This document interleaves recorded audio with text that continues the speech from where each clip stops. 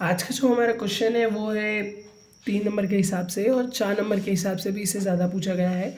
Basically इस question को थोड़ा और एक्सपांड भी किया गया है। इसमें एक चीज़ और जोड़ी है जिसको मैंने एक अलग से वीडियो में बनाया है, लेकिन जहाँ तक हो सकता है इसको साथ में देखो तो ज़्यादा अच्छा रहेगा। पहले इसको देख लेना, ये अग्र अभिनेत्री के लिए है और दूसरा जो वीडियो है वो पश्च अभिनेत्री के लिए होगा। ठीक है, शॉर्ट वीडियो बना रहा हूँ। तो क्वेश्चन देखते हैं सबसे पहले।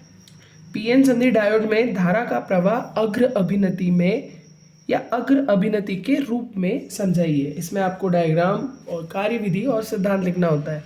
ठीक है, इसमें मैंने तीनों चीज़ें क्लियरली लिखी है और जितना हो सके सिद्धांत को शॉर्ट करने की कोशिश की है। तो हम देखते हैं पहले। पीएन संधि डायोड एक मूल अर्धचालक युक्ति है जिसका प्रयोग दिष्टकरण के रूप में किया जाता है। ठीक है, जब हम पीएन संधि डायोड के पी सिरे को एक बैटरी के धनात्मक टर्मिनल से तथा एन सिरे को ऋणात्मक टर्मिनल से जोड़ते हैं तो पीएन संधि अग्र अभिनति में कहलाती है। अब सबसे पहले हम डायोड में देखते हैं। पहले जो इसका शॉर्ट फॉर्म में जो पीएन संधि डायोड होता है वो इस तरीके से मोल से बनता है। इसको मैं अलग से जस्टिफाई कर देता हूँ यहाँ पर।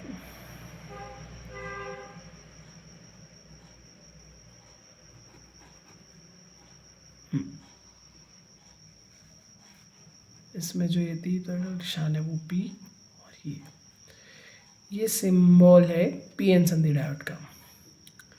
ठीक है, इसमें क्या होता है कि जो पी प्रकार का जो संधि का जो पी अर्धचालक का जो हिस्सा है वो बैटरी के टर्मिनल से या धन आयन से, टर्मिनल पे जो धन आयन वाला जो तार होता है उससे जुड़ा हुआ होता है, तथा जो एन सिरा होता है वो टर्मिनल के ऋणात्मक सिरे से जुड़ता है।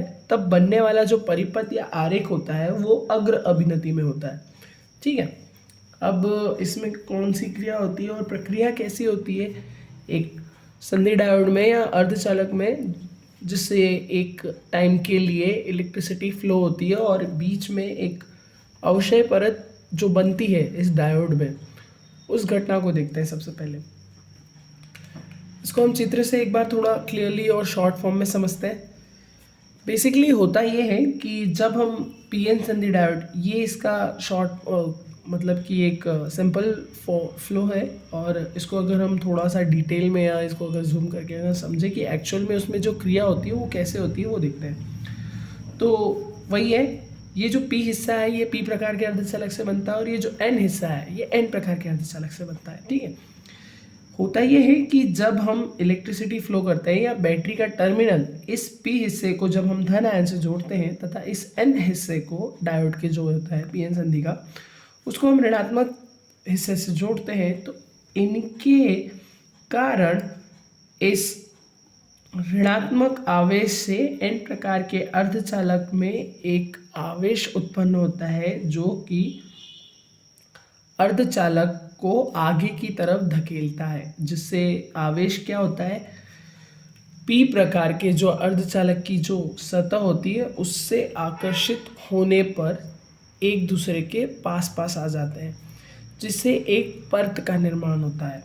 दोनों तरफ आवेश बढ़ते जाते हैं और एक समय या एक निश्चित ऊर्जा के बाद इस सतह में, जिसको हम अक्षय परत कहते हैं, ये क्या हो जाती है, टूट जाती है, जिससे कि एक विशिष्ट धारा आर पार बहने लगती है, मतलब कि ऋणात्मक से धनात्मक दिशा की ओर।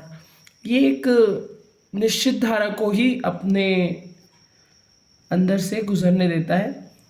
तो इसको एग्जाम में लिखना कैसे है वो देखते हैं आप। इस स्थिति में एक विद्युत क्षेत्र ई संधि के पी सिरे से एन सिरे की ओर स्थापित हो जाता है। यह क्षेत्र ई विरोधी आंतरिक क्षेत्र ई आई से कहीं अधिक शक्तिशाली होता है। ठीक है, ये जो बैटरी का ई सिरा है वो ई आई से प्रदर्शित होता है।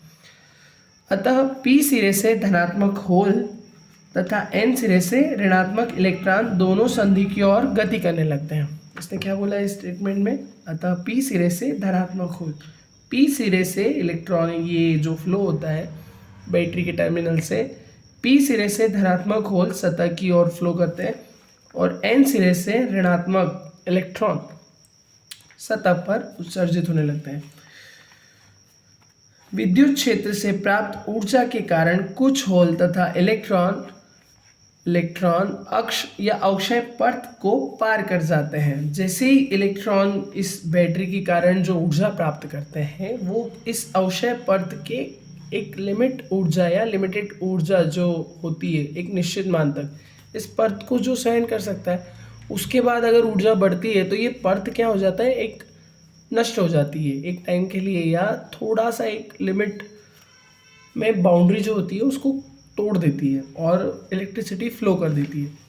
बेसिकली अर्धचालक क्या होता है कि होता तो प्रतिरोधी है, बट ये कुछ मात्रा में या एक कुछ विशिष्ट ऊष्मा या एक ऊर्जा को जब प्राप्त करता है तो इलेक्ट्रिसिटी फ्लो करने लग जाता है या सुचालक बन जाता है।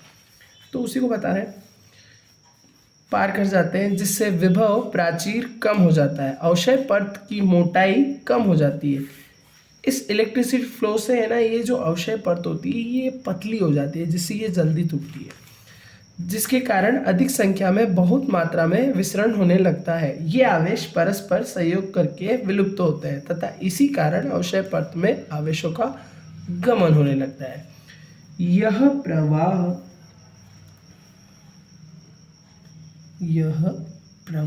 अग्र अभिनति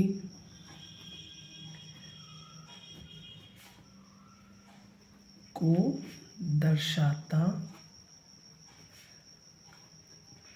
किसका प्रभाव, तो इलेक्ट्रॉनों